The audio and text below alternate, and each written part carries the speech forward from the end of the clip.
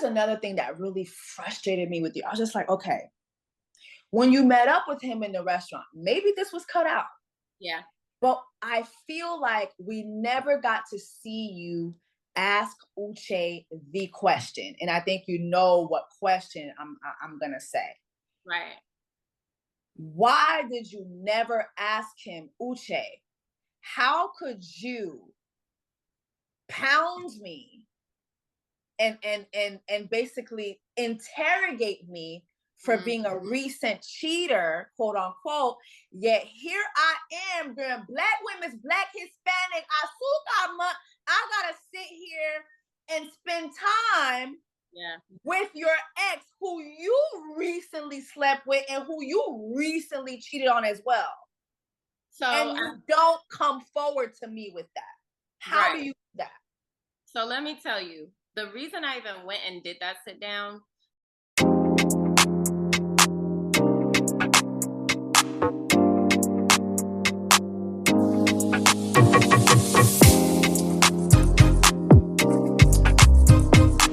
I'm just really, really excited. Obviously, Aaliyah, like, I'm rooting for you. We're all rooting for you. Like, it is Black Women's Black Hispanic Asuka. It's always Black Women's Month on my channel. Literally, like, it's a thing. And just watching your journey on the show, watching how it unfolded, I was scared to ask you to interview because I was like, damn, I don't know if she's gonna do it. I don't know if she's gonna do it. I'm Yeah. very like hard on the show. Yeah. So I don't know if she's gonna do it, but I want to thank you so much for being gracious and being willing to talk to me about your Love is Blind experience. There's so much I want to ask you. There's so many things. I know we have a little bit of time. Another thing too, I want to thank you for having this interview with me at 10:23 at night. 8 p.m. Okay. Aaliyah was West very Coast, gracious. you're on the East Coast, so it worked. Thank you for having the grace to stay up late and to do this with me. I'm really, really, I feel blessed to talk to you about your experience. Same. That energy is reciprocal, sis. It's Thank reciprocal, you. for Thank sure. you. Thank you. I mean, before we even talk about Love is Blind and your experience there, I really just like, I just want to know who you are first. Mm. Like, watching Love is Blind, I saw this beautiful, dark-skinned girl with braids, with beautiful features coming on the screen and just being herself. I feel like you were very charismatic. I saw you speak up on your career, but then I saw you talk about sex. You know what I mean? I saw you be serious. I saw you be funny. Like, Yeah. you're very multifaceted. And I just feel like I really wish we could have seen more of that upside of Aaliyah. So tell me more about you. Like, where originally are you from? What did you like to do like when you were little? Like, what are your favorite hobbies? What was home life for you? Like, what do you feel like the sisters should know about Aaliyah? So I grew up a military child, so I don't have a hometown, but I feel like I claim Texas, I claim San Antonio because that's kind of where I settled. That's where I graduated high school. So a lot of my like friends and family are in Texas. That's home. Yeah. As a kid, I was very bubbly, like just very active, always been into music, always been the one that wants to perform and sing and do all those things. So creativity has always been a huge part of my life. My very first performance was at 5 years old. My cousin, who is a professional dancer, like we all grew up dancing and performing our whole lives. So that's something that has always kind of been in me. Like I love music. I love creativity. Poetry, which I'm so mad at the fact that Black people are mad that I said Love Jones is my favorite movie. Like, I'm like, y'all, it's a classic. What's wrong with you? Who was mad at that? About that? They were mad about that. They were like, Love Jones? I'm like, what do you mean? Girl, yeah, people, I got so much like. I thought Love Jones was like a thing in the Black community, like, like Love Jones. Yeah. I want to be the what he saying? I want to be the what you said? What he put the brother to the night. And yeah, like, night. Yeah. Right. Like what I don't know. Girl, I don't Black know. people were mad. You sure it wasn't palm colored people and not? Were It they was, black? it was us. There was a few of us that were like, Love Jones, really? I'm like, oh my God. Anyway, Okay. poetry and spoken word, that's always been my thing, like, especially throughout college. So I'm a creative, but I'm also like a huge, just active person, like to go on trips. I love to travel. Yeah. And I think that comes from being a military child because we moved a lot and I was exposed to a lot of cultures. I spent a lot of my childhood in Japan. A lot of people don't know that. I spent like 2 years in Japan. And then we came to the States and came to Texas, and we've been in Texas. And my daddy, he's from Georgia, and my mom's from Louisiana. So, you know, I got a lot of Southern spice in me from both sides.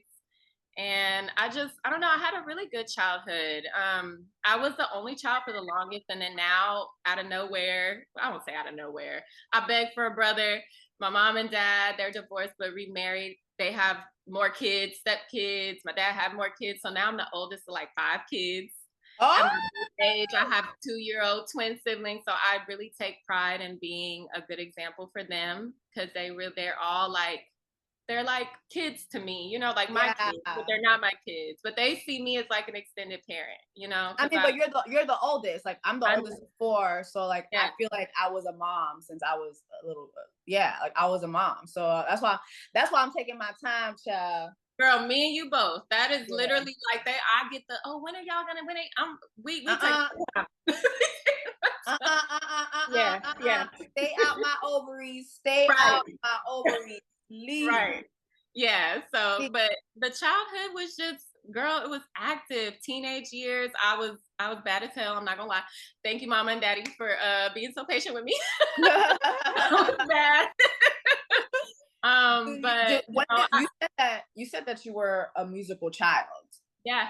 Do you know, like, and you said you performed when you were first 5 years old. Yeah. Do you remember the moment you fell in love with music, and what is your talent that you like to express musically? You know, I think I probably was like 13 when it just really became like this way of expressing myself, and I started writing more and doing those sort of things. That's kind of when it was like, okay, I love this shit. Like this is for me. I feel it. It's innate, like it's a part of my being. That's when I felt it, probably like 12, 13. But you know, like as time went on, it was just sort of difficult because you get told like, oh, it's hard to make it and do this and that. And I knew I wanted to write. Like I've always wanted to write music. So you don't want to sing? I do sing, but I feel like I am in the process of sort of transitioning into becoming an artist. But I've been leading with writing because I feel like that's kind of where my true gift is. I have a very like soprano, airy vocal ability and singing, but writing and expression is like that's where my heart and soul is. And I feel like I can tell stories really well, and I like to tell people's stories, and I like collabing with other writers. I've actually been on a writing team for over a year now. Shout out to Erin Cortez. That's my girl. She's been my mentor. She's an amazing writer in the business. And yeah, she's been my mentor, and she and I we've been working. We've been doing some great things. So what are your aspirations like with writing? Like, who are some of the artists that you see like right now being able to sing the song that you write? I'm an R&B girly at heart. Like I love soul music and R&B music. So my goal and my aspirations are to really bring love back into R&B. Like not, and I'm not saying, because you know I love the trap, I love the up tempo R&B, but I want to bring that soul back into R&B. So that's really what I've been gunning for. Like the last year, I'm like, I want to bring that mushiness back to R&B music. I want to bring that sexy and sensual vibe back. That music. We need the niggas dancing in the rain, singing and begging for pussy in the rain again. Yes, yes. Yes, all of that. That's what we need y'all back in the rain to pussy rolling and moonwalking in a thunderstorm for my love. Period. That's what we need. Yeah, but I feel like people like Snow Allegra, Victoria Monet, Alex Isley, like those type of voices and those that I love Alex. That's what I'm like. I would love to write for those artists because I feel like those are people who are truly, and I mean that's just a few to name. Like I love like Alex Vaughn and Money Long and those names as well. But I feel like, you know, maybe specifically where I'm at right now, in the creative lane I'm in, I could definitely tend to those vocalists and those singers. Yeah. Now, how do we mix in being an ICU nurse? Because, like, are you singing while, you know, reviving the people? Yes, girl. Are you singing and reviving the people? Are you singing while saving lives? What are we doing? How are we meshing the two? We're doing both, girl. We gotta pay the bills. We gotta pay the bills. We gotta have a way to. Hello. We gotta have the money to go to the studio and record the demos. We gotta have the consistency and the security. And so, you know, I'm an ICU travel nurse, and it's no secret after the pandemic that travel nurses,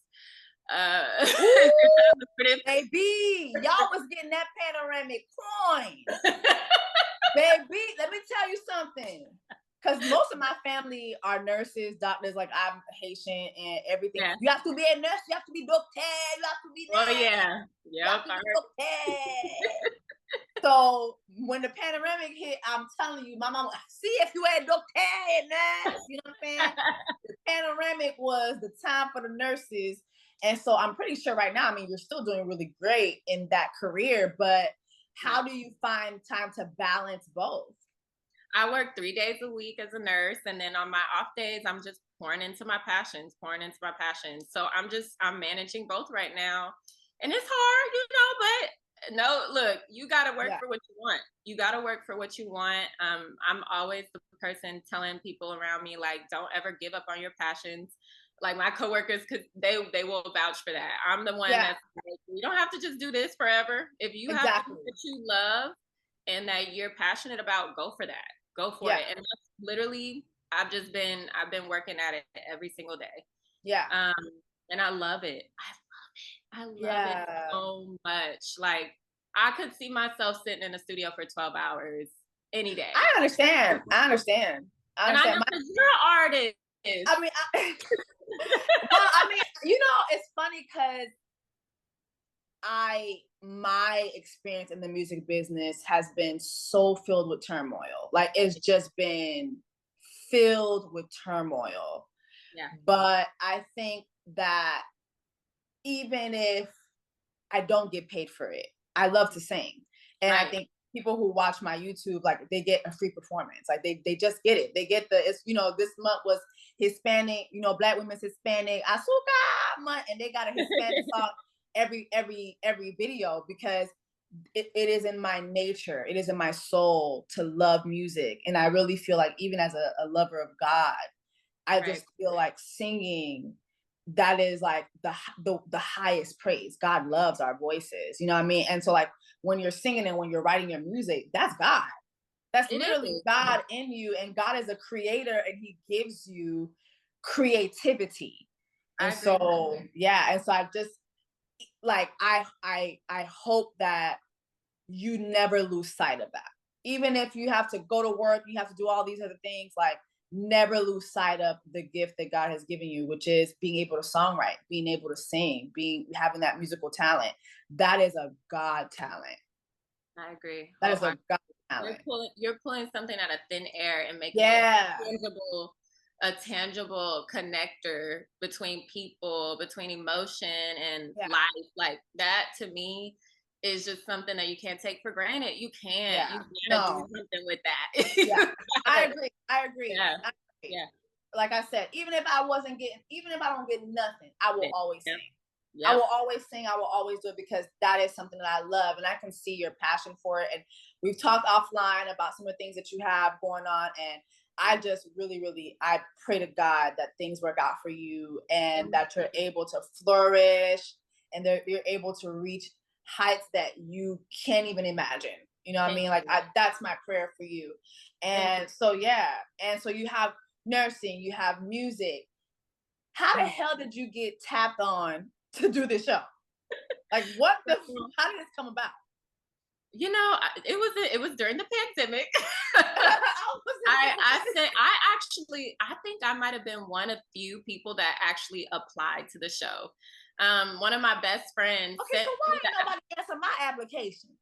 Girl, I got the application from a friend. I looked and I was like, "Is this for real?" Because it was through social media, and I was like, "Is this for real?" So I click it, and it was real basic. It was just like name, career, age, like very straightforward.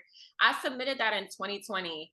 They called me like October 2021, and I was like, "Who is this?" Because what? Like, is this a scam? Because I don't remember. I had forgotten I had even done that. I had forgotten. They were like, "Well, we saw you apply." Da da da. I was like, I don't know. Like, da da da. They said, "Well, let's FaceTime." That's all she wrote. They FaceTime me, proved to me it was actually the production company for the show, and I was like, "Okay, yeah, let's go through with it." Because they're like, "Are you still single?" I'm like, "Yeah, very single."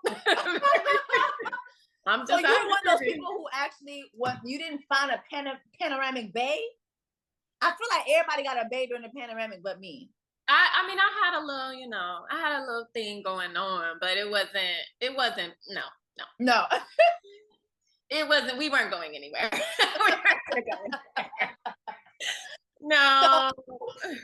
So they reached out to you, and then like, I don't know, I wanted to talk to you about just like the beginning of the experience, and then go to the reunion. But I don't know, I feel like the spirit is telling me to start from the reunion.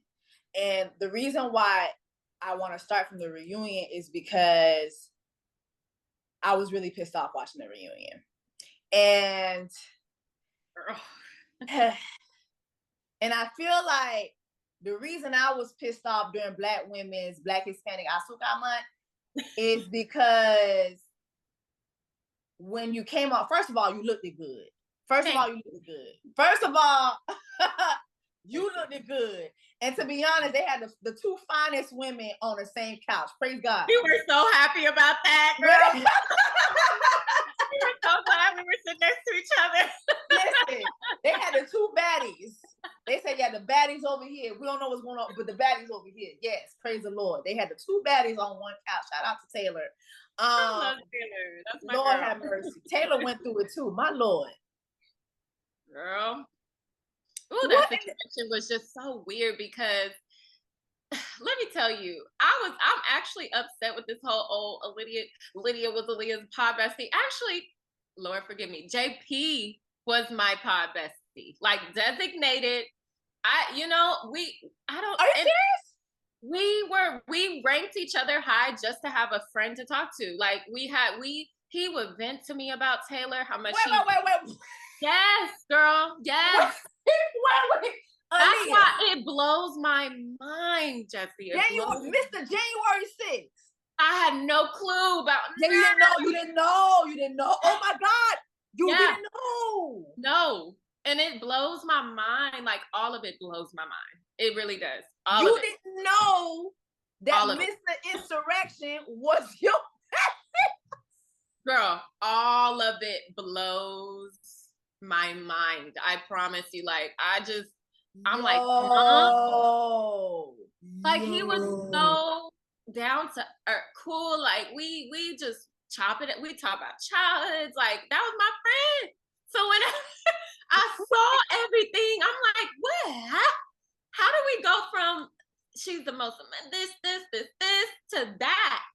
How? It just. So do you really think it was a makeup thing, or do you think that Mr. January 6th knew he was ugly, and so when he saw Taylor, he saw a baddie, he's like, you know what, I'm ugly, she probably think I'm ugly too, let me actually call her ugly first, in reverse? I honestly think it was insecurity. 100% he was insecure because even when the first time I saw him in person, I asked him about it, and I'm like, what happened? Like, why would you say these things? And I mean, we talked so much. You seem so down for her. Like, you were down for her. She's a beautiful girl with or without makeup. Like, Taylor. Yeah. in the pod, she wasn't even dolled up like that. And I wish they would have shown Yeah. but she would not even throw on the makeup. Like Taylor is naturally beautiful. She really is. She's a sweet girl. She's unproblematic. Like literally nothing wrong with the girl. And I thought that was so crazy, Jessie. I really did. But I think he was intimidated. I really feel like he was intimidated. And even at the reunion, they didn't show me telling him. It's one thing to say, I prefer my woman be without makeup. No, you were demanding and requesting her. Yeah. Trying to tell her that if she wore the makeup, you didn't want to be with her. I said that at the reunion to him. Yeah. I said, that's unacceptable. That's unacceptable. You cannot do that to a woman that you claim you love and have proposed and want to marry and tell her, well, if you wear makeup, I don't give a damn. Like, girl, watching that, my mind was blown. But the other question too, I want to ask, I'm like, well, what world do you live in where a woman don't throw on some mascara, some lashes, some lip gloss, some lip liner for a special occasion? Y'all are on TV. It's her engagement. What were you expecting? I don't know, because I feel like she was just trying to make sure that she looked her best. You know what I mean? And I feel like any woman, you about to get proposed to and you know you're right. You're going to put on your best face, your best fit. You know, that's right. That's not going to be an everyday thing. And even if it is, why does that bother you that she's putting effort into her appearance? Why? I would say this though. You want somebody to I don't know. I was like, okay, it's either two things. This man is an incel or he's just closet gay. I don't know what's going on. It just gave very I didn't know what. I'm sorry. I know you can't say it, Aaliyah, but I'm gonna say it. I think Robin Williams' son is gay. I'm sorry. I'm sorry. I don't know what the fuck was going on. I was like, what is? And then nobody asked it was two important questions to ask. JP, where were you on January 6th? And what's going on with the Confederacy gear? What is going on? I'm like, for me, I'm like, what message you trying to send? Right. What you trying to send through the cameras? You was like, I don't need to say nothing. I'm going to just show y'all. Right. Like, who are you talking to through the cameras with those red, white, and blue? I just, it's giving Make America Jim Crow. Make America Jim Crow again. That's what it's giving. It is. I mean, it Make is. America Jim Crow again. It is. Yeah. I don't know what that, but okay, cool. Well, shout out to Taylor. I think Taylor, like y'all showed so much grace. Mm-hmm. I don't know how y'all did it. Yeah, yeah. But the both of you, I think, are the most gracious women that have ever graced Love Is Blind. Wow. Because I'm telling you right now, I'd have took one look at JP and I said, okay, cousin it, where's the real JP? This ain't it. I know this ain't who y'all set me up with. I'm sorry. She was so patient. She was. And I mean, I've been in a situation where I've been with a man who was too hyper critical of my makeup and what I'm not. Yeah. I don't blame her for the decision she made. I'm not about to stay here and go through all this. And from the moment you saw me, you criticized me. No. Mm-mm. Absolutely not. Absolutely not. I don't know how she did it either, but I'm proud of her. And she knows that. I love her very much. And I'm proud of her. I really am. Good for her. She must be a Capricorn. Capricorn women just be letting shit just slide off and they just be real chill. What's your sign, Aaliyah? I'm an Aries. And I'm actually very true to my sign. But we're going to get into why reactions. You're an Aries? I'm very No. I am. No, there's no way, Aaliyah. No, you're lying. I'm an Aries. Aaliyah, I have Aries friends. They would have. Let me tell you. We're gonna get into that. Yeah. But I'm gonna tell you when. Yeah. The Aries would have jumped out. Yeah. When you were in the pods and Miss Thing was like, I know the color of his Tesla. I know his frames. I know his dog. I know the way that his dog barks. When his dog sees me, his dog barks 3 times. Bitch, let me tell you something. My Aries friends would have whooped that girl. But we're gonna get there. We're gonna get into it. We're gonna get there. But okay, so here's what I really didn't like at the reunion. first of all, you come on, you looked good. You know what I'm saying? Skin was glistening. Dress was 10 10 10 10 10 across the board. Shimmy, shimmy, shimmy. You know, it's giving, bah, bah, you know what I'm saying? My sis came on, she looked good. You was very poised in your answers. I did not like when the floor was opened, right, and the question was asked. Mm-hmm. Did the show or the production make a mistake? Was it wrong for production to let Uche and Lydia continue in the experience? What do you all think? I didn't like that, and I didn't like that either. Yeah, okay, because I want your thoughts on that, but I just want to say why I didn't like it. Yeah. First of all, I don't give a fuck what anybody else thinks. Let's just start there. Right. I don't give a fuck what anybody else thinks in this, because here's the thing. Everybody else had a normal experience. Everybody else had a normal experience. That's number one. Mm-hmm. Number two, now you're diminishing my experience. Right. And you're kind of putting it on me. Right. The fact that I was robbed of a normal experience. Right. And number two, at the end of the day, production, knowing that these people were here, played a part in my experience being abnormal. And so again, I just didn't like that. And the tone of it seemed it just gave gaslighting to me. Right, right. It did. How did you feel? The jump, from the moment my segment started, I felt like that. I felt, whew, let me just say, I feel like the purpose of my entire narrative and storyline was to weaken. And I'm gonna start with that, but I feel as though the moment she did that, it wasn't necessary, because I had already said I do feel they should have been able to stay. I don't think it was okay for you to tell them to keep that from everybody. Yeah. This was a much more complex past than we casually went on a few dates in 2020. Right. This was a full-blown relationship. Period. Full-blown relationship. Period. I don't care about title, non-title. We all know all of us as women have been there. This was a relationship. And y'all told them to keep that all the while cueing somebody to befriend me. Yeah. Cueing, okay? Yeah. She was on multiple occasions, and that's coming from women coming to me, because although people aren't really coming out and saying anything from the cast, I've asked them not to, because unlike some people on this cast, I don't need other people to validate my experience. I know my experience was what it was.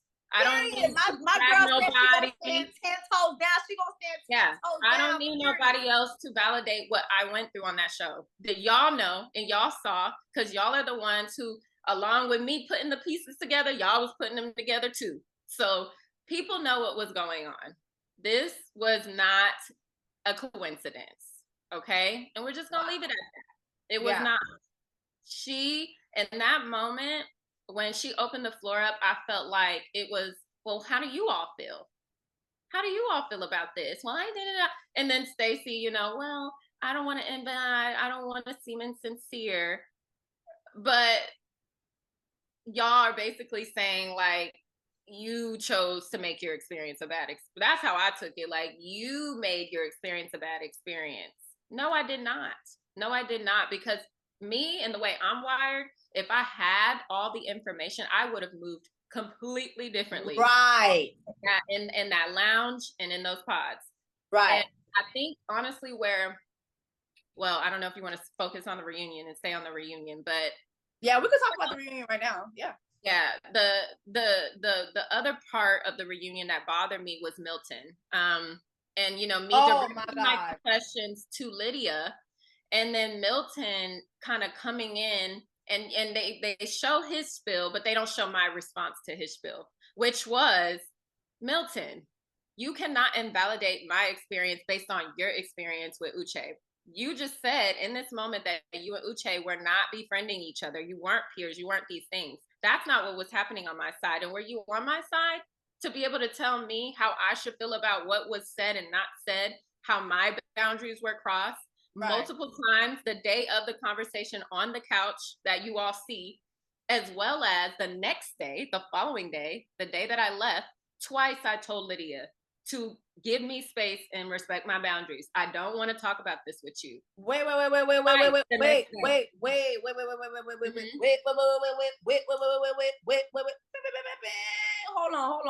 on. Wait.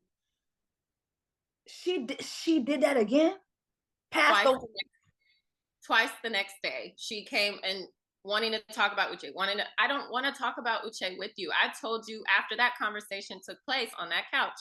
And I got up and went to the back and told production I wanted to go home. That's another piece that people. What? Yeah. So wait. Mm-hmm. Do you feel that?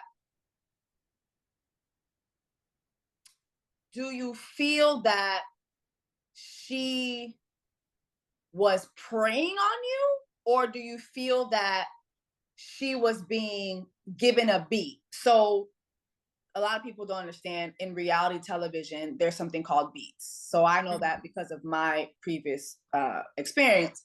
So before you go into a scene, even though it's reality, but it's still a scene when cameras go up. Right. Production will say, hey, you're about to sit down with Aaliyah. Here's what we want you to tell Aaliyah, or here's what we want the conversation to be. So do you feel that Lydia on her own was preying on you on her own, or do you feel that she was given a beat to do that? I think she was being cued.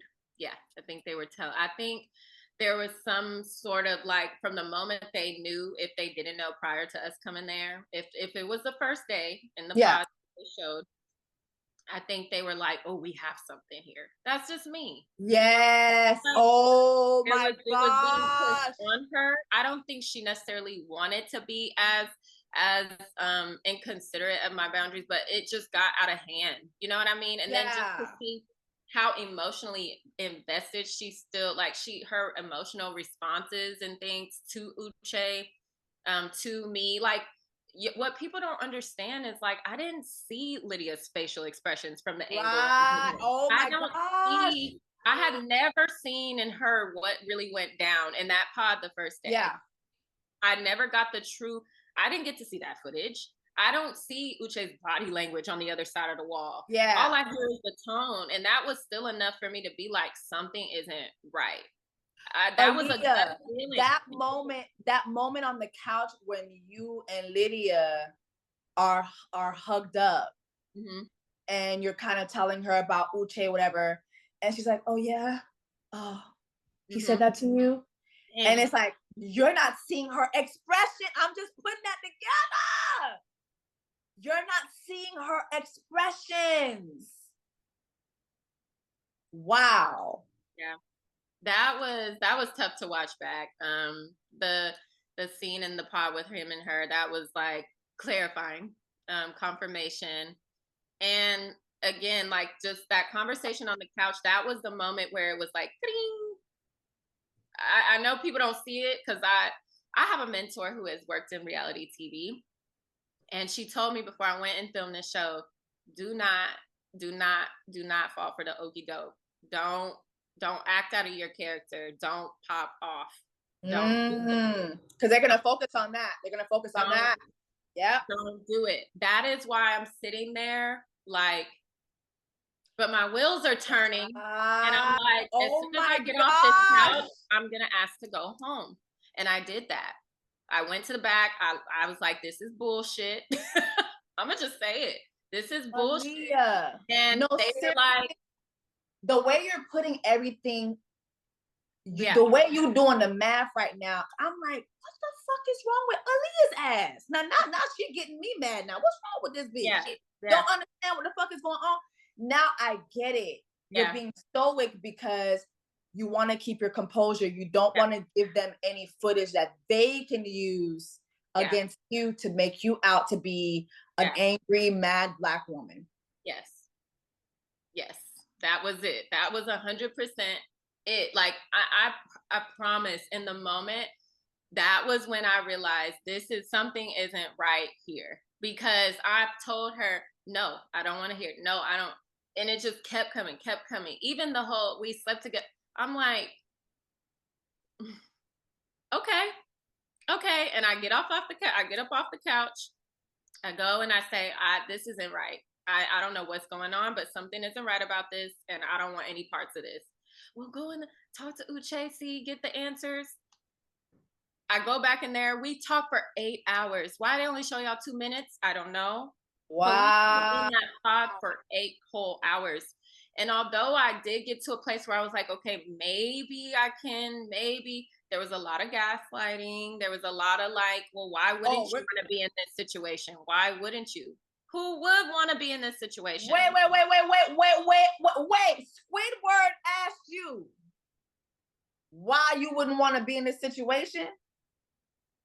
There was a lot that was said. There was some yelling. It was not cute. But I was just like, this is crazy. I don't like this. I don't want to be in this situation. I don't agree with this. I don't trust, because it's like, you told me one thing, she told me another. And that was when I was like, I just don't know. That was really when it set in. Really, from the moment of the infidelity conversation, my emotional security was no longer there. Do I feel like I was right? Or people were like, oh, you're making excuses. No, I wasn't. I was answering the questions honestly. The answers weren't completely shown. Of course, this is a reality show. They got it. Right. And I understand that. I understand that part. And I'm not mad about that. But I need people to realize that conversation was a very long conversation between he and I. I listed off a bunch of issues that I had in that relationship. I was very detailed, and it was 20 minutes of just straight, like, bam, bam, bam, bam. Yeah. Insults, and, making me feel like, dang, I'm just not worthy to be a wife. And that's why, like, I was just like, I refuse to cry in front of this man. I refuse. Yeah. And that's why I walk out and it was just like, yeah. Oh my God, girl. 20 minutes to just. Aaliyah, I ain't gonna hold you. When you did that wall slide, I screamed. Aaliyah. I'm like, dang, I look like that. Now, Aaliyah. Now, hold on. Wait a minute. Now, wait. Now, hold on. Wait. When you did that wall slide, I said, you know what? I'm gonna kill this girl. No, she did not. Girl, that's gonna be a meme forever. Forever. I know. I knew that. I just knew that was gonna be. I just knew they was gonna show that. I was like, what? No, cause let me tell you something. Aaliyah hit that wall like I said, Lord, here we go, Lord. But it took so much strength in that moment, having that conversation, to not want to defend. I was like, no, Leah, hold yourself accountable. You were wrong. You know you were wrong. You were selfish. So let's be. But as soon as but Aaliyah, you didn't feel. Ooh, I thought we were jumping around so much, but because we're gonna get back to the reunion. Yeah. But let me ask you this, since we're here. Mm-hmm. When you were having that conversation, and Brunch Boots called you a recent cheater. Yeah, that. Like, you didn't feel like, okay, this man is talking to me like I'm on trial? Like, when I was watching that, I said, man. When I was watching it, I said, I remember saying in my review, this man is an emotional abuser. And some people were like, oh my God, how could you say that? And literally, as the show continued, every episode, everybody, yep, she was right. Yeah, I know. Like, hello, I know that. I'm a Cancer. I'm always fucking right. All right. But aside from that, literally the tone, the demand for atonement. Yep. Like, the condescending way that he spoke to you. Yeah. It made me want to ask you, did you not feel that this man was emotionally abusive to you in that moment? Jessie, that was the first time I tried to leave the show after that conversation. Yes, I felt that. I felt now wait. Now wait. Hold on. Wait. So you mean to tell me after that conversation, you told the powers that be, I want to leave? Yes. And yes. why weren't you gone? Strongly being convinced to talk to him first and explain this and explain that. And I felt judged and interrogated. I was like, this isn't right. Like, I know what I want in a spouse and in a partner, and I don't want that. But it was just a lot of like, well, let's just see, let's talk and let's figure it out. Let's see what maybe he was scared in the moment. It's a lot of that. And that's what people don't quite understand is there's a lot of strong convincing being done when I understand. People don't understand. Yeah, a lot of it. I understand. I'll never forget, and I've never said this publicly. Mm-hmm. I shot a scene on Love Is I did a reality show, Love It. What the fuck is it? Show that ain't got no hip hop, but they got love. I'm sorry. There's a scene that always comes up where I'm talking about being sexually violated, and I'm in tears. Like, there's mucus coming out of my nose and everything. Mm-hmm. What I've never said was that when I told Trina the story, mm-hmm. I told her just like how you and I were talking. Right. And production came up to me, this girl named Mari Lopez. She came up to me and she was like, you're not saying this with enough emotion. We need more emotion. And I was like, what? Mind you, that day, the day that we had that conversation, it had been announced that they had finally found one of the people that was responsible for what happened to me. Wow. It was a ring of people doing this to a ring of singers, like, wow. You know, and one of the guys, the leading guy, his name is Detail. He had just been arrested and everything. Mm-hmm. And they have been looking for him for a while. Mm-hmm. So he had just been arrested or something like that. And then I was in talks with some of the other victims' lawyers, and I was already in shambles because I felt like, damn, had I spoken up earlier, there wouldn't have been other victims. I feel like that's a thing like I always carry. I know it's like my mind knows it's not my fault. My heart doesn't know that. Right. My mind knows that. Yeah. My heart doesn't know that. And so like she was dumping on me. Right. And that's what really set me off. Yeah. I was so angry. And that's what caused me to have that breakdown, to be honest. And so people don't understand reality television. It can be great. Mm-hmm. And it can also be something that's mentally excruciating because these production companies will use your reality against you. They will use it, and they're around you. They know your weakness. Yeah. They grasp your weakness very quickly, and they use your weaknesses against you. And I really feel, as I'm talking to you, I'm like, damn. Yeah. Because I'm like, I was like, there's no way she sat through that and willingly went back and had another conversation. And now here you are confirming that. Yeah. I mean, let me tell you, there were, and I'm so sorry, like hearing your experience. I've been very yeah. You ain't even gotta say it. Yeah. So I am so sorry, but you know, it's victory. Glory to God, victory. Hello, thank God I don't look like what I've been through. Right. Thank God I don't look like, and I'm telling you, that's why I'm like, I told you before we started this interview, I really feel like you showed so much grace. Even in this moment, as you're talking, I feel like you still have so much grace. You know, I'm Haitian. I don't know nothing about no grace, child. I'm going to let the chopper sing. Look, I'm very familiar. Listen, I'm a Haitian girl from North Miami, bitch. I'm going to let the chopper sing on you niggas every motherfucking time, and I'm still going to be glorious. I'm still going to be victorious in Jesus' name. Praise the Lord. But no, I still feel that God is going to reward you for that, because I feel like you've shown so much grace. And I feel like, as I'm talking to you too, I feel like in the experience too, you try to be understanding even when you weren't getting that. Right. Like I was like, okay, I'll go back this time and just see what he has to say, because I went back in that conversation ready to be like, that's it. Like Yeah. we're done. I don't want to continue, because I just didn't feel that emotional safety anymore. And I don't think I ever 100% felt the safety again. This was like day 5, Jessie, when that conversation took place. We have been there day in and day out, like that, you and me, digging deep, talking about childhood traumas and stuff, how he was bullied for being, this African. we talked about all that. He told you the African booty scratcher thing. Yes, you know. Listen, I'm an immigrant. We all been called a booty scratcher, and so I know. Yeah.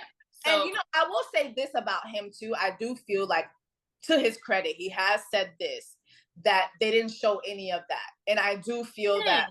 Yeah.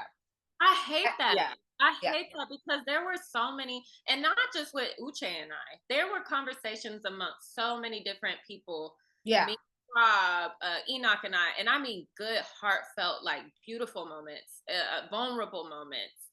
Everybody cried, Jessie. Everybody. I don't care who they know, but everybody cried. Everybody, multiple times, because there was a lot of deep moments in those pods, and it's just something about that environment. You're sequestered, you're isolated from people, you don't have anything to distract you, so you're just so invested in these dates and these people.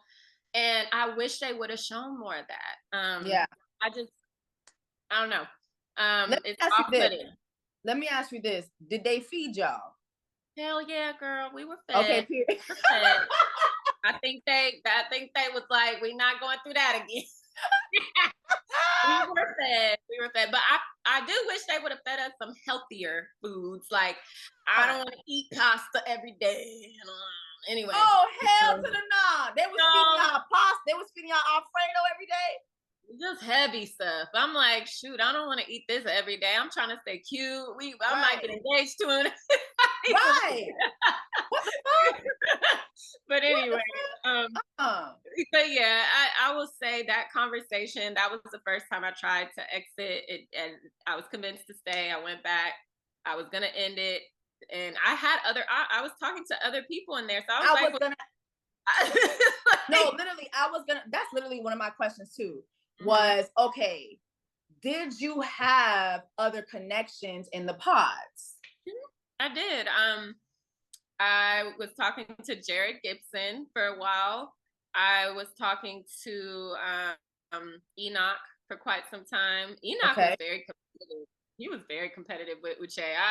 I remember one time Enoch came in the pod. He was like, I mean, there's somebody over there saying that you're his, but I'm not afraid of a little competition. Like, you going home with me? I was like, whoa. What? Yeah, there was some competitiveness that wasn't shown between the Black men. Like, I mean, when you think about it, because Enoch had a connection with Erica as well. So I'm not taking away from that, but I'm just saying this did happen. And there were other connections that I really enjoyed. And Uche was my strongest, the poetry piece, and us talking about Nikki Giovanni and different, like, just things that we really connected on. I just felt more pulled to him, but there were other men that I really vibed with, that I enjoyed talking to. And I was like, well, shoot, it's halfway through, I did like you, but I didn't like that moment. I'm going to try to explore other things. Hold up, Aaliyah. Now, wait. I had to look up who Enoch was. Mm-hmm. This is a handsome man. Yeah, he's handsome. And I can't see him, girl. I can't see him. Yeah, that's true. He said, I'm very unapologetic. So for me, I always want to be myself. That was his quote. And I think I read somewhere that Enoch made a connection with another Black girl in the pods. Let me see if I can find her. The TikTok streets be talking. Yeah. Erica. Yeah. Yep. So they did. You can confirm that. Okay, cool. And did they get engaged? What? Mm-hmm. Why didn't we get the black love story? You know, Nah. yeah. See, I don't know. So they didn't want to show us the black love story. They wanted to show us black turmoil. Okay, I see you. I see what's going on. I see what's going on. Let's talk more about the pods. So you had other connections. I want to talk to you about the other black women in the pods. So I had an interview with Miriam the other day, and it was it was really good. It was really insightful, and she dropped a lot of tea on me with the experience there too. Right. I always feel that as the seasons continue, that black women's stories on the show just go into a black hole, and we just never really see, and so I think that that's why a lot of viewers, specifically black female viewers, are happy to have the Lauren or the Tiffany from last season. Yes. Did you and the other black girls like talking black girl about the black girl experience? We did. I mean, I think there were moments, like, especially that first day. I'm gonna be real. I got through that first day with the 15-minute dates, 10-minute dates, whatever they were. And I was like, I don't really know if I could see myself really marrying anybody. But Uche was my strongest connection. I liked some of them. But I was like unsure if any of these men actually had experience dating black women. Like I just Why do you say that? Because, I mean, me having the name that I do, simply Aaliyah. Yeah.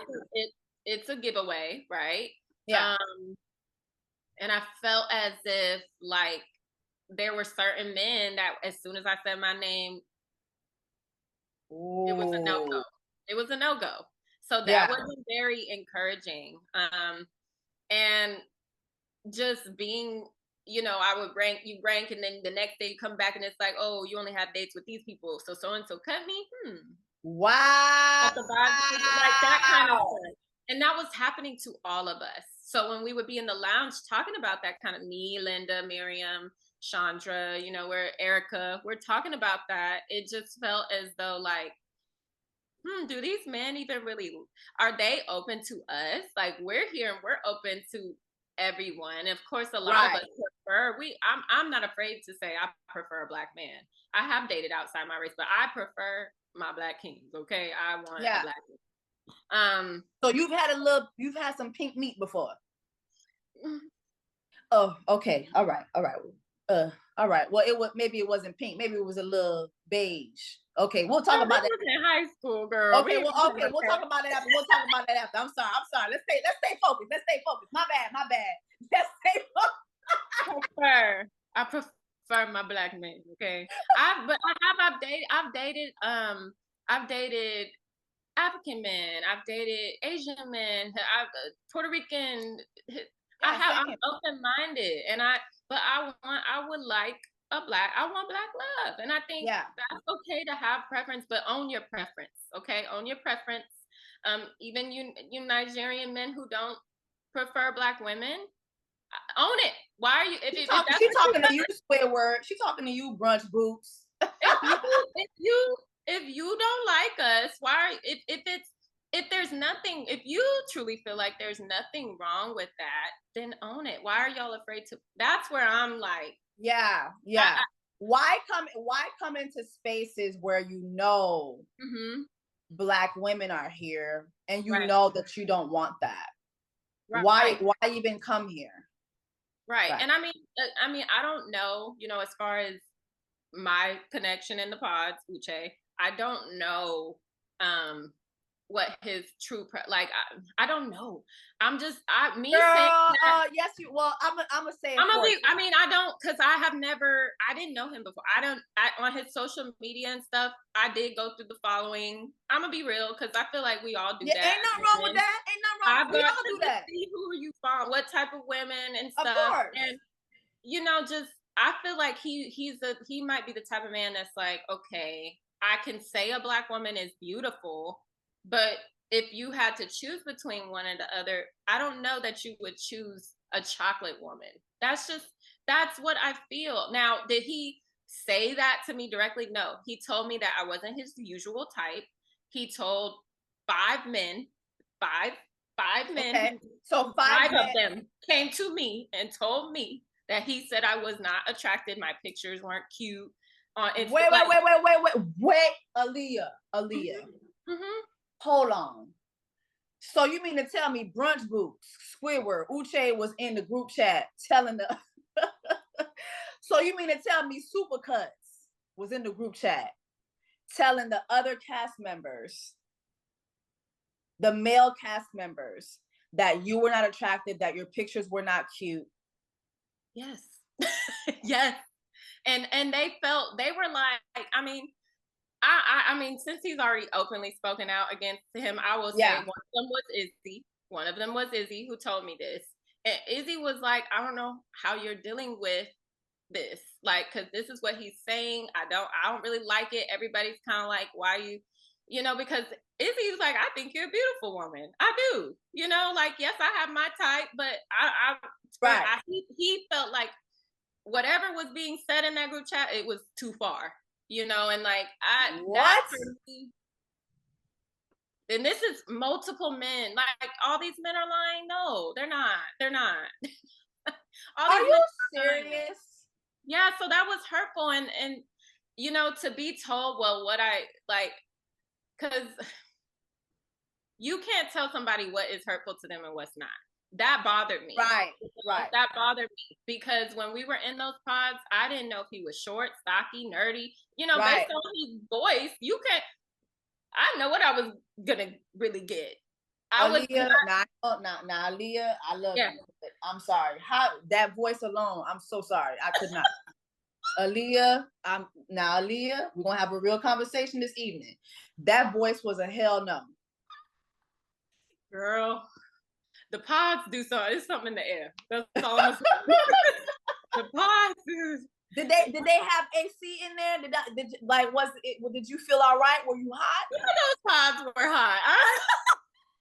What is going on? I don't know. You know, I was trying to be open. I was just trying to be open. Yeah. And see, like, okay, this is what I usually go for. Maybe I should go for something. Be more open-minded, Aaliyah. Be more open-minded.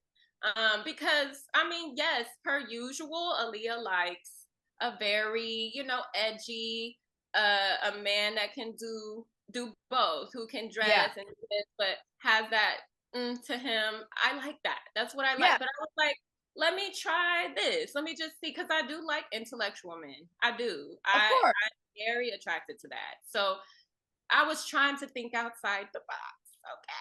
Okay. Well, let me ask you this, because so Uche and his Brunch Boots were in the group chat talking about your appearance. What was the sentiment amongst the girls about Uche? Girl, you know, a lot of the women were not, they were not attracted to him from the beginning. I remember the first day, at least 3 or 4 women came out and they were like, Really? I don't know the specifics because this is just me passively hearing, you know, I was trying not to let other people's opinions kind of steer my judgment of the men. I wanted to make my own judgment, but I heard at least 3 or 4 of the girls say it's a no, like a hell no. And then Linda, and she doesn't mind me saying this, she was one of the ones that was like, I don't know, it just gives like typical Nigerian man, you know, and I was just kind of like, by the time I had my date with him, I was like, are you sure? Because he seemed very like, you know, I'm into like this, like very open to me and nice, and I don't know, because he was my last date that first day. Yeah. And so what I think might have been happening is maybe he was getting the vibes from the other women, like, man, they're not liking me. Maybe I need to adjust my approach. And by the time he got to me, his approach was softer. I don't know. But those or maybe it was a scheme that Todd set up, and him knowing that Lydia was also there, he was like, she out there making her connections. Let me make sure I get a connection too. Because the more I'm just thinking about it, I'm just like, nah.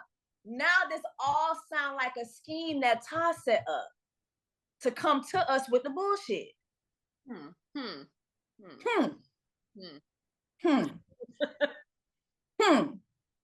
Girl. Yeah. It's something about it was odd because I mean he did talk to Miriam. I know him and Miriam did not get along. I remember one day Miriam came out that pod, and I don't know if she mentioned this. I haven't seen y'all's interview yet, but she came out and she was like, Aaliyah, honey. What did Miriam say? Tell you. That man, she was just like, the way it was just like, don't do it. It was like, don't do it, Aaliyah, don't do it. And I'm like, by then I had heard his opinion on her and I heard her opinion. I'm like, I don't know what's going on here. And you know, also what you have to, and I'm gonna be real, also what you have to watch out for when you're doing this type of thing is women possibly trying to like ruin your connection. You don't know if, or are you telling me that because you like him too, you know, or you don't want, and we've seen that in the previous seasons. We've seen that where women have tried to derail somebody's connection by telling them this, telling them that. So I was really trying to be like, okay, I'm gonna make my own judgment, And it but was. Did you, if you would have, if you ever get a chance to watch Miriam's interview with me, she actually said that he was going around ruining her connections. Yeah, and I didn't know about that specifically until like nearly the end. The way he told me was like, he said he felt like Miriam was looking for a sugar daddy. But where was she gonna find a sugar at, Aaliyah? I mean, I want you to tell me right now and be for real. No, and I want you to be for fucking for real. Because the men that they put in these experiments with you guys, what sugar were y'all gonna get from these men? These men don't even have nightstands. Girl, if you only, some of them didn't even have a job. Hold on. Now wait. Now wait. Hold on. So you mean to tell me it was more Tommies during the experience? There was a time. Yes, there was one. Well, actually, there was two. I know there was two. Yeah, it was two. It was two. We ain't gonna say his name. I already done. I done dumped on his ass so many times. But there was somebody who was literally like in between jobs. I'm not gonna in between jobs. So where was Miriam gonna get the sugar daddy? I don't know. You know, and that's why I'm like, it was weird to me because I was kind of like, I mean, I do see Miriam as somebody who's very like high standard. She wants this, but I'm like, this is not that type of show. So I don't see her coming on here and being like, I want a sugar daddy. I don't know where that came from. I wasn't, you know, I don't know, but that was his understanding. And he had told me, he told Connor that he felt like she was here for a sugar daddy. And that's all I knew about that. I didn't know until way later that was the reason he didn't propose. I didn't know any of that, but I remember he told Connor. He came to you and told you that he told Connor. Yeah, he said he told him that. And I was like, are you sure? I mean, she does carry herself this way, but I just don't see somebody coming on a show like this. Like, looking for that just doesn't make sense. Like, we know how this so I felt kind of bad because I feel like he just took it upon himself to be like, I'm gonna try to tell everybody what they should and shouldn't do. Even like the moments where he's talking to Milton about Lydia and like trying to get information from Milton, I thought that was weird too. And I remember even mentioning like, don't worry about, like, why are you so worried about them? Leave. That's their business. Aaliyah, wait. Aaliyah, you had that conversation with Brunch Boots? In the pods. You had a conversation in the pods with Uche telling him to leave Milton and Lydia alone. I basically told him to let Milton and let Milton be. Like, that's not really your place.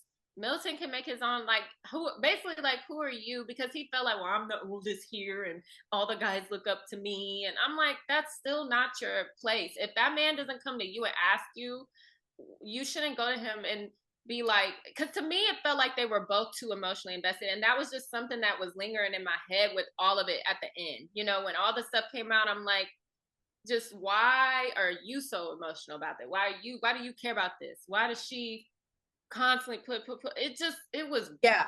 it was too much. Yeah. It was too much room for doubt, too many questions that were unanswered.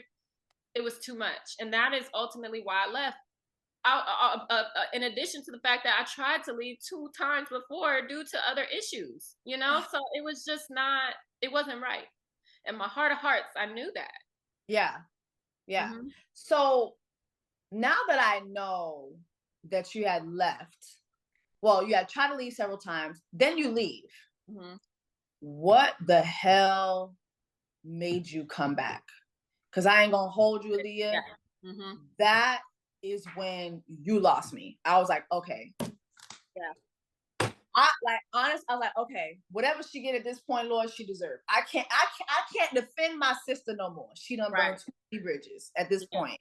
Yeah. So what led to you to that phone call where the microphone even hit Uche? That it's like, Lord, I said, even the microphone was mad at this motherfucker. What led to you having that phone call, and what led to y'all meeting down to the restaurant? So the phone call, I was already back in Houston when that phone call occurred. And he was still there filming. I got a call from the producer. So cause I had left some stuff. Like I left some of my personal items on set. Cause when I left, it was an abrupt exit. I was like, I'm done. I can't do this. Wow. And they wanted me to stay another night, and I'm like, I'm not going back on this. I'm not going back on camera. Like I was set on it. I'm done. I'll talk to him outside of this. We can see what we can do. And so I had left things, so I thought he was calling about that. And then when I answered, he said, "Hey, we have Uche here. Do you want to talk to him?"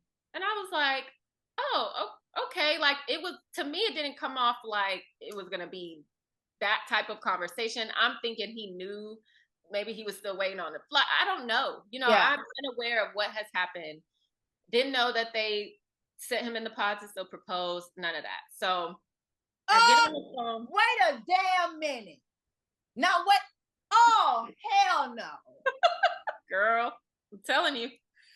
That is so crazy. I didn't even think about that because they knew you was gone. So why would they send him in the pods to propose knowing damn well you was gone, like in sync? Girl, gone. That's why when I get on the phone with him that first time, he is hollering in the phone. And I hung up on him because I was like, this is, what the hell is going, like, I didn't quite understand what he was saying. I'm like, why are you yelling?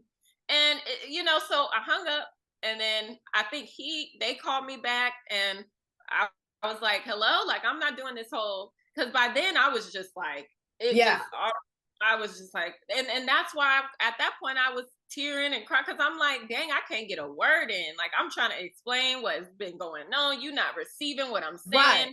You just, it's you're not even trying to understand what I've been going through. You're invalidating all of it. Right. It's not him. It's not her. It's you. And that was really tough because I was over there enduring so much, trying to work, trying to see if I could make it and stay and this, and then for you to just be like, it's you. Right. I was like, okay. So anywho, you see the few clips of that phone call, those phone calls. And after that, I was getting some messages from him. I told him, hey, let's try to talk. Let's calm down because I don't like to communicate angrily. I don't want to argue and do all of that. I said, when you're ready, this is my number. We can talk about everything. And it just shifted to, well, no, actually, we're going to talk now. And it was messaging, and they were long messages going back and forth, and it wasn't getting anywhere. And I said, look, you can feel how you want to feel, but I'm not going to let you insult my character. Like you're not understanding and comprehending what was going on, and you're not accepting and receiving that. Yeah. The blocking and unblocking, the following and unfollowing was because I did not want to keep receiving that emotional beat down.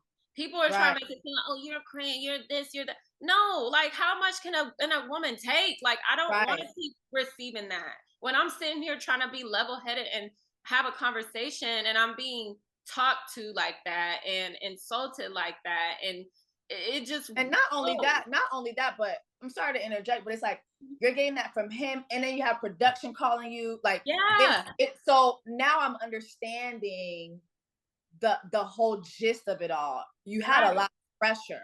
Right. I was. And I'm sure he had production on his back. Talk to her.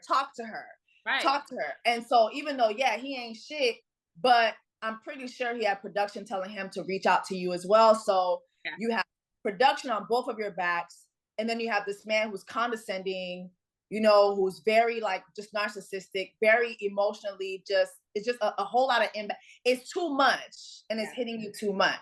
It was draining. It was draining. Like, I was drained. Like, there's no other way to describe how I was drained by that point. Drained. Yeah. No. Yeah. Why didn't you? Here's another thing that really frustrated me with you. I was just like, okay, when you met up with him in the restaurant, maybe this was cut out. Yeah. But I feel like we never got to see you ask Uche the question. And I think you know what question I'm going to say. Right. Why did you never ask him, Uche, how could you pound me and basically interrogate me for being a recent cheater, quote unquote, yet here I am during Black Women's Black Hispanic Azúcar Month. I gotta sit here and spend time with your ex who you recently slept with and who you recently cheated on as well. So, and you don't come forward to me with that. How do you do that? So let me tell you, the reason I even went and did that sit down was because he was basically begging me to go back on camera. That's number one. They were as well, like, you know, maybe you guys you want to come back, but it was mainly him. And I think maybe it was the production as well, trying to get him to do that. So eventually, after me saying no, probably 2 or 3 times, like, I don't want to go back on camera. I don't feel comfortable. I don't want to do this. I'm done. I was still telling him, like, this is how I feel, blah, blah, but I don't want to go on camera. He says, well, there's some things about Lydia that I want to share on camera. And I feel like you deserve to hear this. You know, we can talk about how we feel and all that, but I want you to know the truth about Lydia. That's why, because I'm curious at this point. I'm trying to understand what the hell is going on. So that was the thing. After me saying no multiple times, that was the thing that said, okay, you know what? I'll do this. But, you know, I told him, like, deep down, I don't want to do this. He was kind of giving me this, like, I'm sorry I blew up. I should have been this. Like, I was just mad. I was blindsided. I thought I went in there thinking I was going to propose, you know, this and that. So I'm trying to be like, okay, I'm going to see it from his side. I want to know what's going on with what happened here. So I'm going back thinking we're going to have a productive conversation, and I'm going to get the answers that I want, and then we'll just figure out what we're going to do as far as us. Are we going to try? Are we not going to try? Because at that point I was drained, and I was like, I can't. If we're done, we done. Because once I'm done, I'm done. I don't do the whole. So anyway, when we have that conversation, I did mention, I told the hard truths. I spoke up about the things that were uncomfortable to share. Yeah. I still did that to show you that I'm honest, I'm transparent, and you did not. You should have told me. I said that multiple times, even in that 8-hour conversation we had following talking to her on that couch. I told you the things that I struggled and have never shared with anybody. Yeah. And you couldn't tell me this. You couldn't be forthcoming about what happened with you and her. If she was this stalker and all these different things that you're claiming, why would you send me back in there telling me she's trustworthy? She's that. Like, you're blindsiding me. You didn't give me the tools to protect me in our relationship, but then you blame me for our relationship not working out. You blame me that you didn't have my back. You weren't honest. You didn't tell the truth. Right. You withheld information and made it seem like it was a 3-week relationship that was very surface level, and it was not. And Yeah. I think that's the part for me that was just hard. But we talked through it, and he was like, "Well, I didn't want to talk bad about an ex on TV and look like I was bitter or this and that." He was hoping. He said he was hoping that she had changed. Maybe she had healed and was What there. does that have to? What does any of that have to do with this experience? I don't know. Because even to be honest, I felt Yeah. like as a viewer, and I Yeah. feel like I'm like a very small percentage of people who thought like this way. Mm-hmm. What happened between him and Lydia before had nothing to do with this experience. The problem was them coming into the experience and not being honest about it. And then on top of that, him basically pounding you down and interrogating you like you were on trial for the Columbine bombing. Right. You know what I'm saying? For a relationship that you were in years before him, while knowing that while he was chastising you for your past, you were sitting next to his past every day. Every day. And that just didn't seem like a big, for some reason, he was just like, okay. I'm like, what do you mean, okay? Like, I just didn't understand why there was no empathy, no understanding, no, like, I understand why you feel or what you were going through. It just, there was no validation and nothing. And I think that was the part where I was like, well, why do you feel like what happened? Why are you shifting from she's trustworthy, she's this, to she's this, I should have told you, I'm sorry. So, yeah. Hold up. Wait, I'm happy you said that. Because one thing I kept saying in my reviews too is before Lydia told you that they had just slept together, Lydia was a saint. Yeah. Lydia was trustworthy. She was honest. She was great. He even cried for Lydia to you in the pod and said, I hope she doesn't hate me for this. And so you seeing that change, what did that lead you to believe? It made me feel like something is going on, and I don't know if it was between, I was very doubtful but on whether it was him and her and them, him and them, everybody. It made me feel like something isn't right, like somebody's lying. I don't know who, but somebody is lying, because even then at that point, by the time we're back in Houston, everybody's back living their normal lives. I'm getting stuff from her. All the girls are like, oh, Lydia didn't, and then, but oh, she did say this on the first couple days, and everybody at that point, everybody's trying to figure out what the hell is going on, and it doesn't make. So I think people started getting to a place where they were trying to cover their own. They were trying. Well, at the reunion, do you feel that she? Let me ask you this, because again, I think Lydia was being totally weird with you by basically seeking you out to be friends. Yeah. However, and you can correct me if you're wrong, I don't think she ever lied to you. No. And that's the thing. I hate that people are kind of getting that notion like, well, Leah's blaming her. And I'm like, no, I'm actually glad that Lydia told me the things that she did. Now, did I want to hear it? No, because in the moment I was trying to like let the past be the past. That was like, I don't want to hear it. 3 weeks in 2020. Like in my mind, I'm leading with no, I don't want to know it. That was a long time ago. But when she starts telling me all this stuff, of course I'm like, well, she gotta be telling the truth, because something about this isn't right. Either she's lying or he's lying. And when I go back and talk to him and he doesn't deny it. Exactly. I'm like, Lydia wasn't lying. I've never not acknowledged that. I think she told me what was really going on. See, I think she told you too much. Yeah. Yeah, I think when she got the green light, she's like, okay, he's got a Tesla, he has a four-door garage, he has a puppy, I know all his friends, I know his mother, like I've cooked jollof. I was like, well, goddamn, bitch, she asked you all that shit. Relax, bitch, ain't nobody asked you all that fuck shit. You need to sit your ass the fuck down and shut the fuck up.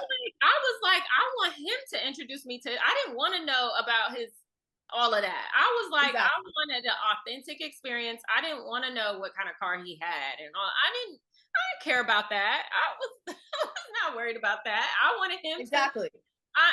and it was bothersome, but it was also like, this man lied to me. And it was just so many things going through my head. I had no time to process. And I feel like people got to understand that you're in this weird space, and I'm getting all these bombs dropped on me, and I had no time to just, what the hell is it?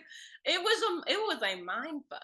It really was. It was a mind fuck, and it just, nothing was sitting well with my spirit. Literally from that from Yeah. that point, it was Yeah. just like, I don't know what's happening here, but I'm not with it. And again, I sat down and I talked to him, and what people think, oh, why'd you go begging? No, I didn't. No, I didn't. No, I didn't. We sat there. He expressed his feelings to me. I expressed my feelings to him.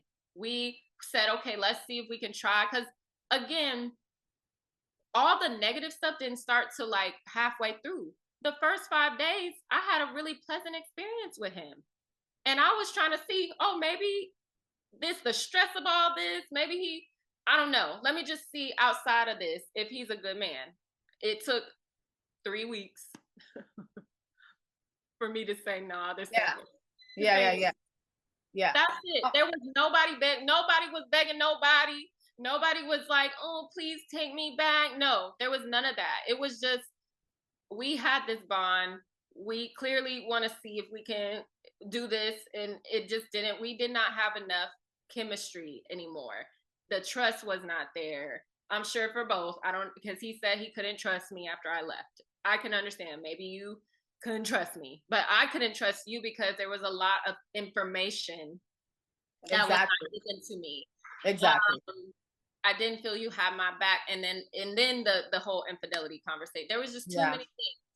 And then the whole you're not attracted to me. I don't take good pictures and all that. It was too much. And the way we actually ended, and I that literally was gonna be my last question. We were never intimate. We never had sex. Oh, thank God. None of that happened. Wait, let's give God the glory.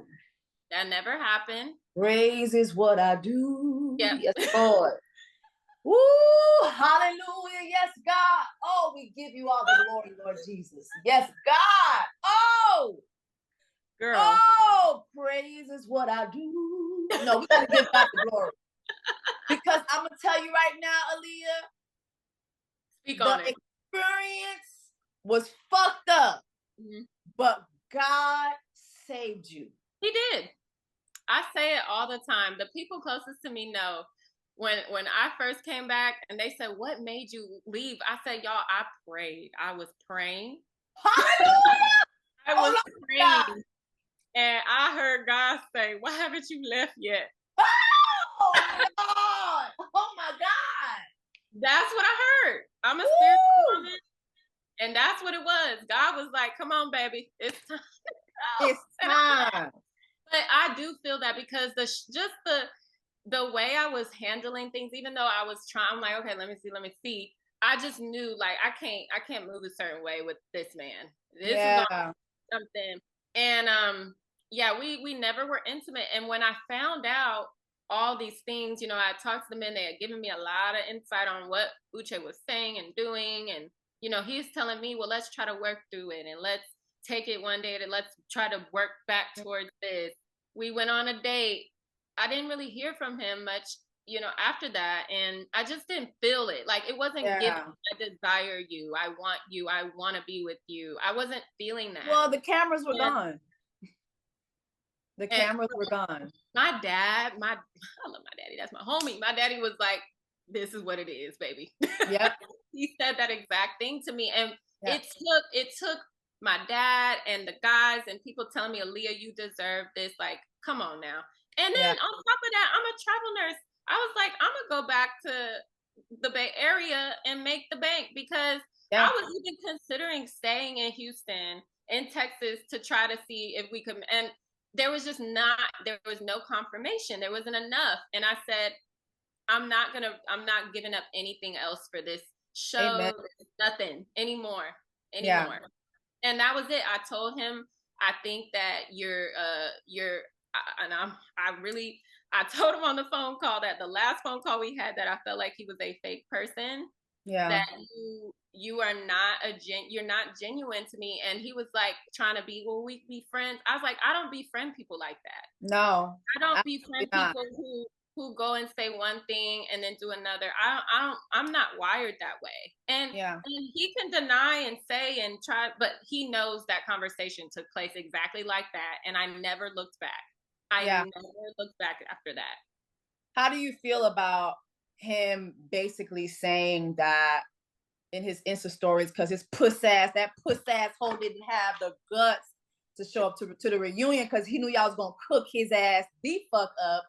But how do you feel about him saying that when you're speaking about him telling you, or him telling the group of men and telling you too, that you're not attractive, that you're not his cup of tea, him saying that you're just saying that for public pity?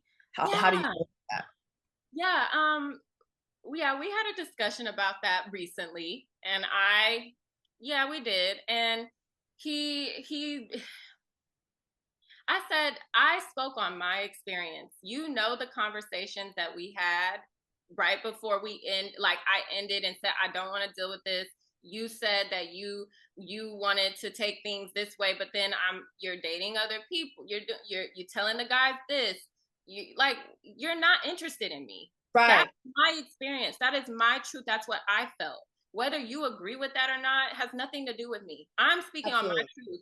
And he feels like I said that because I wanted to put a narrative out there that he didn't like Black women. Have y'all seen me say at all ever specifically that he was not attracted to me because I'm a Black woman? Well, first of all, we didn't need you to say it. All we needed was that barbecue scene.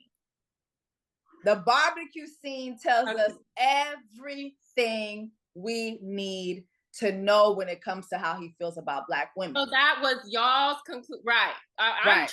I'm just trying to. Right. Aaliyah did not say that. No. Aaliyah said what her experience was. Exactly. I've never seen you say anything. I've seen you be very gracious to Squidward, but I'm gonna tell you right now. Brunch Boots. All we needed to see was Brunch Boots getting his sachet and being very sassy to Miriam, versus there were 3 non-Black women who were able to use hand gestures, get up from their seats when they were defending you and Lydia. But the moment the Black girl spoke up, he immediately went to diminishing who she was as a person, instead of focusing on what everybody was talking about. So we don't need anybody to say anything. The internalized racism was on display. We don't need anybody to say it. So with that being said, in this conversation, I said, you can think what you want to think.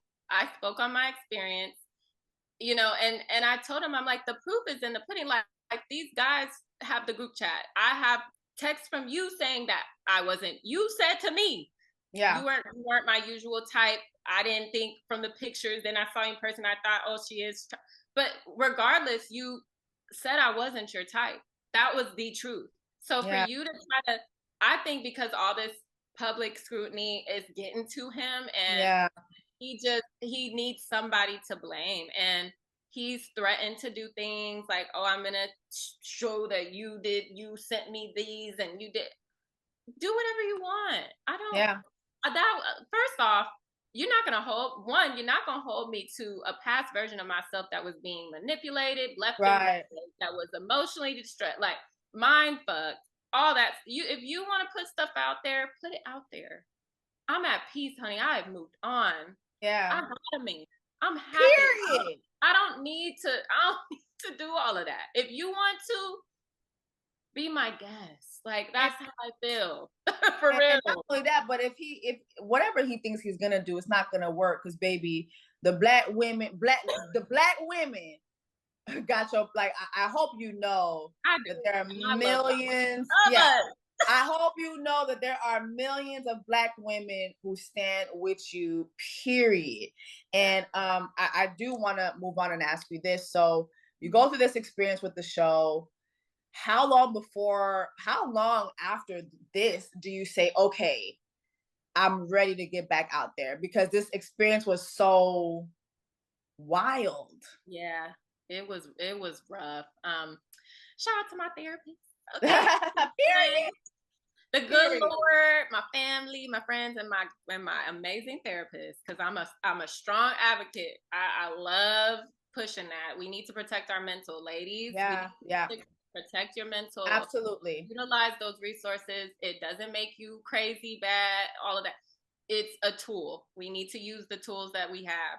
I started dating a few months afterwards because I came out here to California. I started working again, and just the support of Johnny and Linda, like those are my girls. I love them. The way Oh, we checked on each other every day for so oh, many. It was months, Jessie, where we was like, everybody good, okay? Because yeah, everybody yeah, good. So it was the support of them and just having them say like, you are still worthy, like get back out there.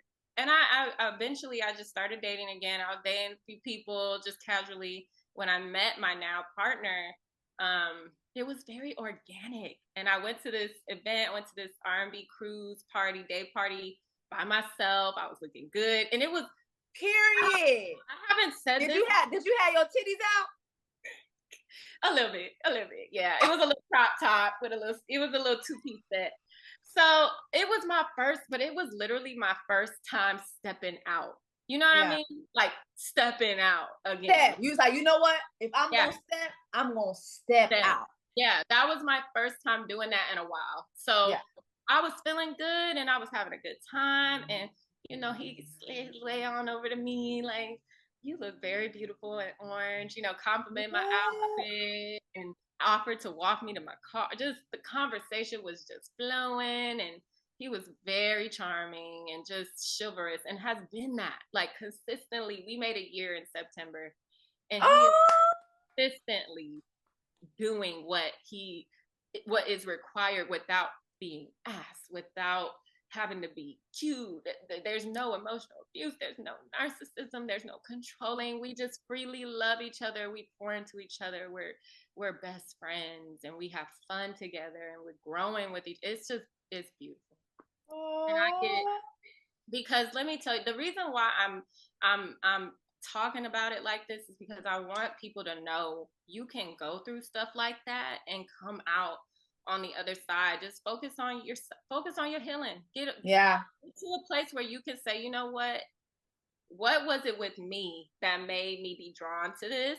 yeah, What do I need to work on and watch out for in the future? And I need to hold myself accountable so that I don't yeah, repeat that mistake again, and I don't do that. I don't go in that direction again. That's yeah. it. No, you're not going to meet somebody and be in this perfect place. Oh my God, I'm perfect. I'm healed, all this. No, but you're progressing. He's progressing. You find Right, that person that you can progress and grow with. right. That's when you've met your match. Okay. And I feel like I need to show people like this. You can have a healthy love after having a Yeah. toxic love. You can. You absolutely can.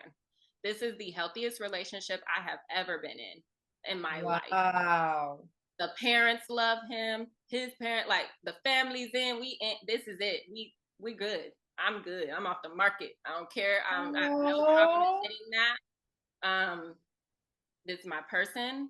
And I feel like the experience I went through on Love is Blind was just that last lesson that I think maybe God yeah, needed to teach me. Like, this is this is it, Aaliyah. Okay, I yeah, got something for you, but you need to learn this lesson right now, because no. yeah, yeah, No, and I learned it, and I am where I am now, and I'm grateful. I'm so glad, like, because I truly am at peace with it. Like, I yeah, know people want me to pop off and be mad and do, and y'all, I'm not giving it any more of my energy. If y'all knew how much energy I gave to this situation a year and a half ago, you would understand why I am where I am today. I yeah. don't have it in me to do it no more. I was myself. Hmm. I told the hard truths. I kept it a buck from the beginning, Yeah, and it just wasn't. I felt like that was all for nothing, and it was tough. But Yeah. I am glad that it happened the way that it did, and I don't have any regrets. I don't, and I was gonna ask you if you had any regrets. I And you don't. didn't. Yeah. I don't. I don't. It was that lesson that needed to be learned. I appreciate the man that I have today. Um, I don't. I mean, I feel like I would have appreciated it a little sooner, but okay, on your terms. Yeah. I love. How does he feel? How does he feel about all of this that's going on, and how is he just being there for you? And in a like, is he being supportive? What Yeah, role is he playing? he's been my rock. He is my best friend. He is the one that's like, you're gonna have lovers, you're gonna have haters, but Yeah. you are focused on your dreams and your goals. You're an amazing woman. Like, that's just noise. He's my rock. He really is. And my partner, a true partner, he takes care of me. And I mean, it's reciprocal, but he takes care of me the way a man is supposed to take care of his woman. And he is so unbothered by all of this. Like, it Oh. amazes me, Jessie. He's a chill person, very reserved. When I'm ready, we will reveal everything, and Yeah. we'll come out. Take your But time. Take yeah, your time. I know but you. he just I had saw you had put your little video up. I said, "Wait, hold on, wait, Hoppo, who this man? Hoppo, who is this man? What is going on?" Girl, my friends were like, you should have captioned that shit. My man, my man, my man, my man. It Okay, was like what? giving. What in the my man is this? Girl, I just got tired of the. I'm not gonna lie, I had cracked. I was like, I don't want to hear nothing else about what you. Yeah, no, I know. I don't Y'all blame leave you. me alone. Yeah, I don't blame you. I really, really, really don't blame you, and I'm so happy for you. I really am. I'm very happy for you. I'm happy that you found love, real, healthy love. I really, and you deserve that. You deserve to be in love. You deserve to experience love. You deserve to feel protected. You deserve to feel adored. You deserve to feel like you are the most beautiful thing walking God's earth just because you exist as a Black woman. I really believe that. We all Yeah. do. We Yeah. literally. I want. When I tell you, I want people to have that. I want all of us to have that. We deserve that. And it's to me, it's holding yourself to that standard and saying, look, I'm not taking, because when I went on our first date, he'll gonna tell it one day, but our first date, I was like, look, this is what I'm working towards. This is what I want. So if you don't want these things, if you're not working towards these things, we don't need to keep talking. Period. No hard feelings. Period. You have to set those standards from day one. Yep. If you don't set those standards and hold yourself to those standards, it's not gonna work It's not out. gonna work. And I think that's something that we as women, especially empaths, women that are a little bit more, we like to care and nurture and love on and be loved on and all that. Yeah. That's all beautiful, and we keep that, hold that softness, but set your standards and stick to your standards, because they're only gonna do what you allow them to do. Yeah. And that's a big lesson. I hope everybody learns from my experience. Yeah. They're only gonna do what you allow them to do. Yeah. So you want that king, you want that man, whatever it is, that's the only type of man that you give your energy to. You don't bend for anybody. Yeah. You don't. You just can't. Yeah. And so, I mean, dang, you're getting your happy ending. I did see your finger. Are we gonna address that, or are we just gonna wait? Or the people gonna have to wait? They gotta wait. They gotta wait. They gotta wait. So I'm not, as of now, you want us to act like we ain't see that? I'm not getting married anytime soon, okay? But maybe in the near, we might see it again. I don't know. We're gonna see. It won't be this year. So basically, mindourbusiness.com. Okay, cool. All right. Okay, cool. We get it. Okay, I'm gonna give you that. Hey, I respect boundaries, Lydia. I respect boundaries. Okay. I will say this. I mean, again, I'm really, really happy for you. I'm happy that you're living, you're living in your dream right now. Like you're pursuing your music, you're pursuing your career. You have a man that loves you, and then now that you have so many people who know who you are, I think the world is going to be your oyster too.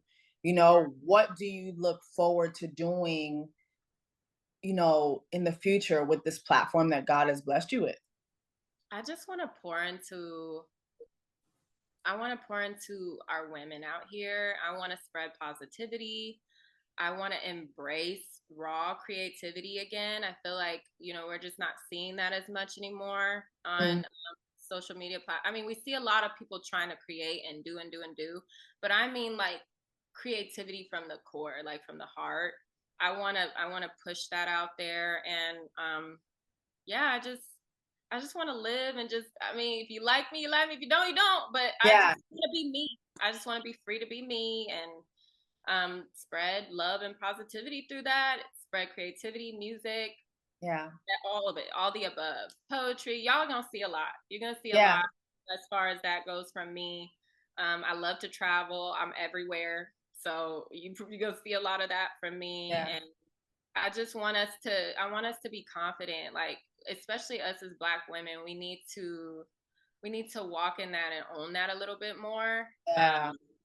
It's a tough experience for us out here. Yeah. And yeah. I want us to be okay being in our skin. Like we need to be confident in who we are. Yeah. As chocolate women, brown skinned women. We are worthy.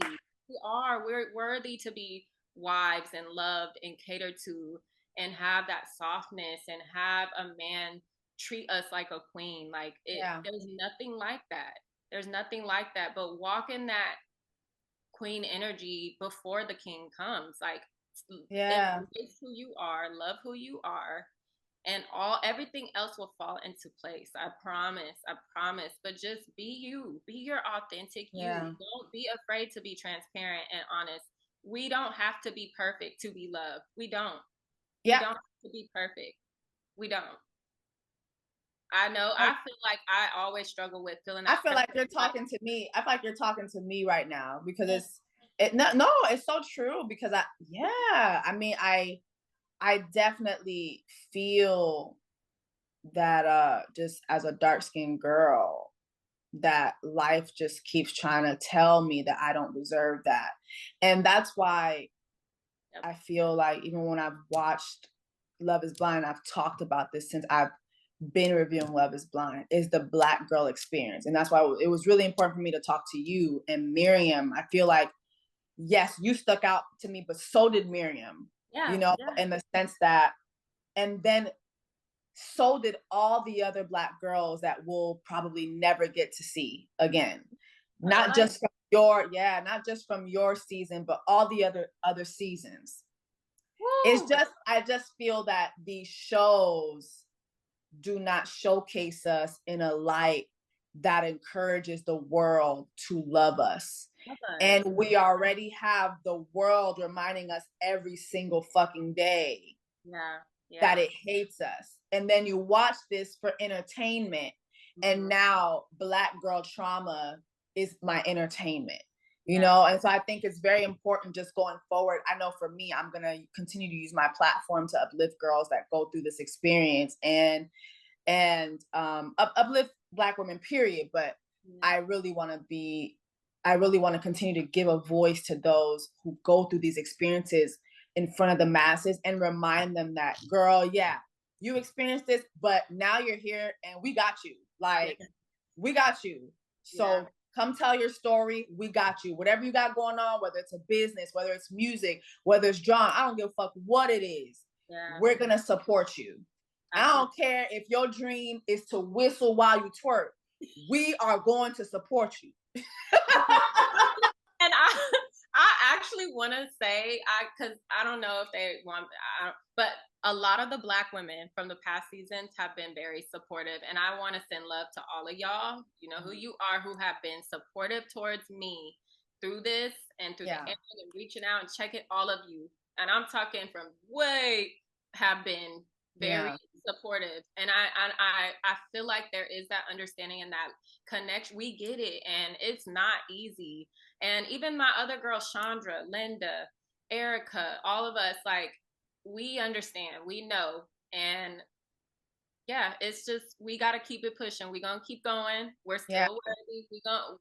Our kings are out there. There are men who will love you correctly. Keep your standards until that man comes. Keep your standards until that man comes. Yeah, and keep your crown on that head, queen. That crown, way, straight and upright, okay? Period. That's it. Well, Aaliyah, I thank you so much. I mean, I feel like I got even more than what I bargained for with sitting down. No, seriously, like, you, my God, this was great. And I'm just so thankful for you and thankful for your willingness to talk to me. And I just really, really pray that going forward, that your best days are ahead of you. I pray that over your life. I pray that over your relationship.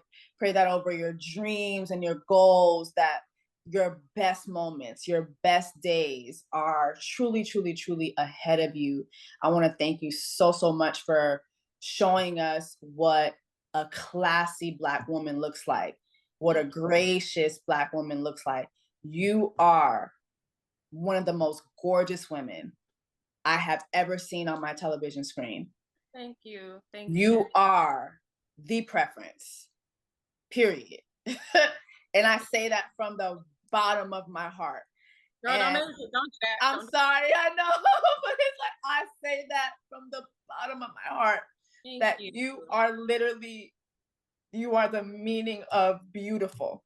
Thank you. Inside and out. And I want to thank you for just giving us the example and the standard of what it looks like to hold your head up high and to be classy and to do the right thing, even when you had every reason not to. Yeah, it was not easy, but we have